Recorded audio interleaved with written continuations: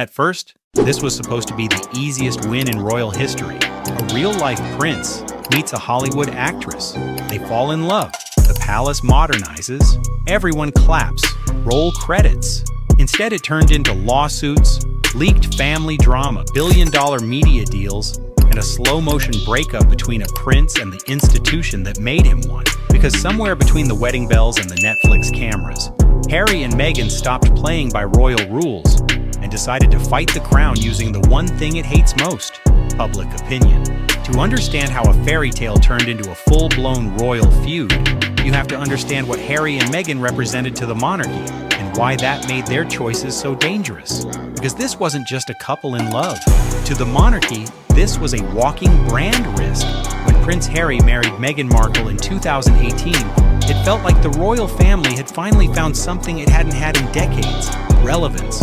She was American, mixed race, media trained, super confident on camera, just everything the monarchy struggled to be in the modern age. For a moment it worked. The wedding was watched by millions.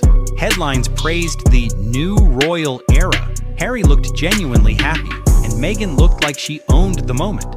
But behind the scenes, pressure built fast. Tabloids closed in, palace staff clashed, and old royal rules crashed into modern expectations. And instead of quietly absorbing the system, Harry and Meghan did something no senior royals had ever dared to do. They pushed back, out loud. And once your pain becomes content, there's no rewind button. He began pushing for responses the palace had trained itself over decades never to give. Harry broke with royal tradition in October 2019 during an ITV interview filmed on the Africa tour, when he admitted, "Not many people have asked if I'm okay." And once the story became us versus the monarchy, the fairy tale was officially over. By late 2018, just months after the wedding, reporting from outlets including the BBC and the Times made it clear that the situation inside the royal household wasn't settling down. Something that never quite shows up in official timelines, press releases, or smiling balcony photos. People stopped arguing, and inside the palace, that silence carried more weight than any public controversy ever could. When situations are still considered fixable, the institution is noisy. There are tense meetings, overlapping conversations, whispered complaints, and late-night calls where someone reassures someone else that this will pass. That's how the monarchy has survived for generations. Problems are usually handled quietly behind closed doors. A compromise here, a quiet apology there, a staff reshuffle that no one talks about. Eventually, the system smooths the edges and keeps moving forward. What began happening around Harry and Meghan didn't follow that pattern. Conversations lost their informality as casual check-ins quietly disappeared. Decisions that used to be handled through relationships were suddenly being routed through procedures. Language became careful. Emails replaced conversations. Everything started traveling upward, away from the people involved, and toward the institution itself. That change matters, because it usually means the palace has stopped asking, "How do we make this work?" and started asking, "How do we limit the damage if it doesn't?" By late 2018, outlets including The Times reported senior aides leaving Meghan's team, and that kind of turnover inside the palace isn't normal. Palace aides are not fragile. These are professionals who have worked through royal divorces, public humiliations, leaked recordings, and moments that threaten the credibility of the monarchy itself. They are trained to endure pressure quietly and indefinitely. When senior aides leave abruptly and don't quietly rotate into other royal households, it almost always signals something deeper than workload or stress. It suggests a collapse of confidence, not exhaustion, but trust. And once trust breaks inside an institution like this, decisions stop being personal and start being defensive. At the same time, Harry stopped functioning in the way the institution had always relied on him to. Traditionally, the royal who's born into the system acts as a buffer. You absorb criticism. You accept blame behind closed doors. You smooth things over privately, so the machinery never has to explain itself publicly. Harry didn't do that anymore. He questioned why certain stories were allowed to run unchallenged while others were quietly corrected. He asked why boundaries that should have been enforced were treated as acceptable collateral damage. From the outside, that behavior looked like loyalty. A husband refusing to let his wife be isolated or scapegoated. From inside the institution, it looked like something else entirely. A senior royal disrupting the operating logic of a system that only functions when personal emotion stays subordinate to tradition. The monarchy doesn't survive by adapting quickly. It survives by outlasting people. And when someone close to the center starts challenging that assumption, the concern stops being about harmony and starts being about stability. That was the moment insiders began to realize this wasn't a rough adjustment period or a temporary clash of personalities. It was a conflict of values that no amount of quiet management could fully resolve. After this point, there was no internal solution left, only damage control. For Harry, this wasn't just another difficult phase of royal life. He wasn't responding like someone irritated by unfair headlines or frustrated by intrusive photographers. His reaction carried a different urgency, one rooted less in reputation and more in memory. For the palace, Diana is remembered carefully and selectively. Her story is framed as complicated, emotional, tragic in ways that are acknowledged but continued. A sad chapter that ultimately closed, allowing the institution to continue intact. For Harry, Diana is not a chapter. She is a pattern he believes the system never truly corrected. He grew up remembering the quiet moments before everything collapsed. The feeling that something was wrong long before anyone admitted it. So when Meghan began facing sustained targeting, when stories escalated instead of burning out, when private boundaries were crossed repeatedly, and no decisive effort was made to stop it, Harry didn't interpret that as the cost of royal life. He saw it as the beginning of something familiar. That's why patience felt dangerous to him. He didn't believe that time would soften the situation or allow it to fade. He believed time would normalize it, embed it, and make it harder to interrupt later. That belief shortened every fuse. It explains why he pushed so forcefully, why he grew skeptical of the palace's strategy of endurance, and why silence didn't feel like dignity to him. It felt like the same mistake being made again, just under slightly different circumstances. So when the option to go public appeared, it didn't feel reckless to him, even though structurally it was.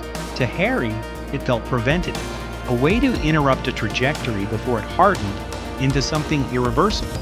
That internal breakdown turned into open confrontation in October 2019, when Harry filed a lawsuit against several British tabloids, including the Daily Mail, a move reported by the BBC that immediately shifted how the palace handled the situation.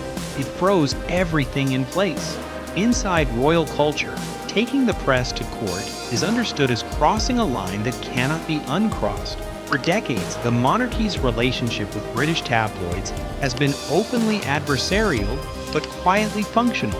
Access is exchanged for restraint. Pressure is applied privately.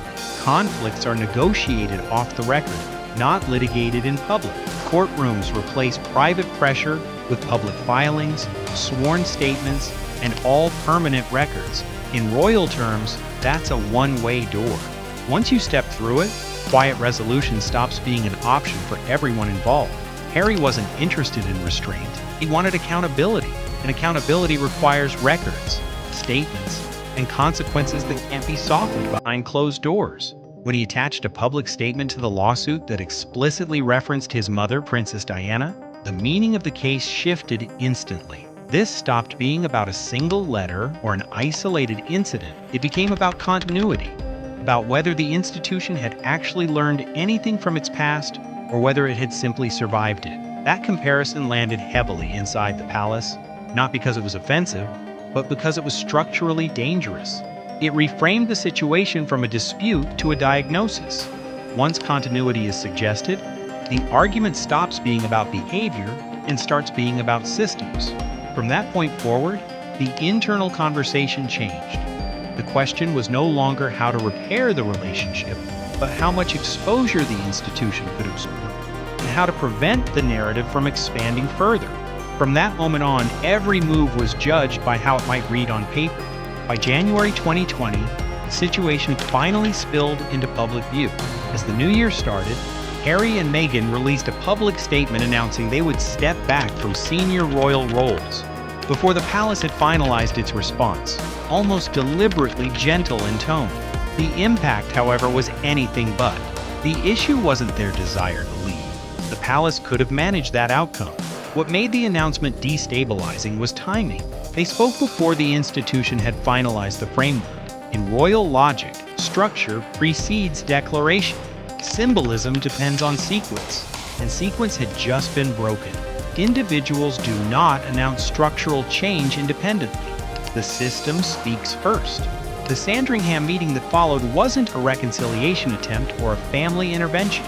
It was a boundary-setting exercise, an effort to clarify what authority meant and where it ended. An institution built entirely on symbolism cannot support partial participation. There is no functional version of part-time royal that still carries institutional weight. You either represent the crown fully, or you don't represent it at all. Harry chose clarity, and once that decision was made, the remaining ties existed more out of formality than mutual obligation. The relationship shifted from internal strain to external separation, with no shared incentive left to protect the narrative on either side. After the exit was finalized, Harry and Meghan faced a practical problem. They needed security, relevance, and control over their own narrative, and the monarchy could no longer provide any of those things. Long-form media gave them something the institution never could: the ability to explain themselves fully without headlines deciding what mattered and what didn't.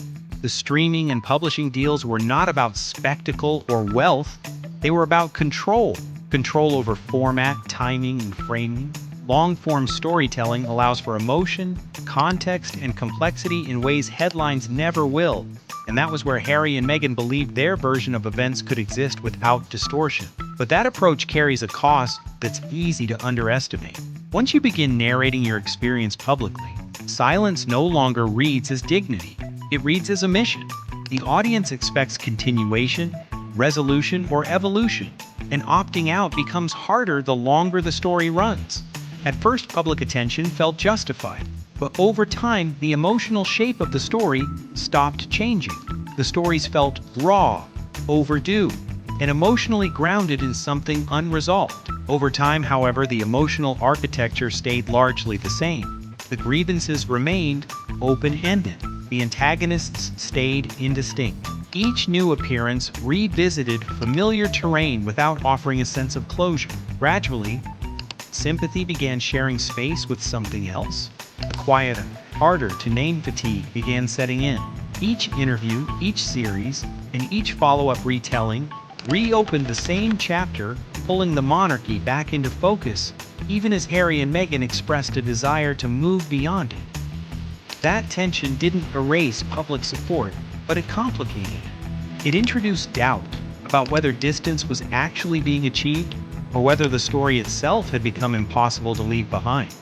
Looking back, this didn't fall apart because of one interview or one bad moment. It fell apart because the monarchy only works when people stay quiet and wait things out, and Harry reached a point where that stopped feeling possible for him.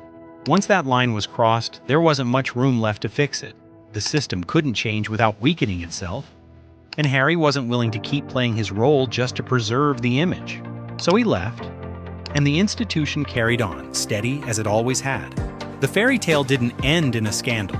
It ended when it became clear they were never really operating by the same rules in the first place. If you want more stories like this, like the video, subscribe, and let us know what we should cover next.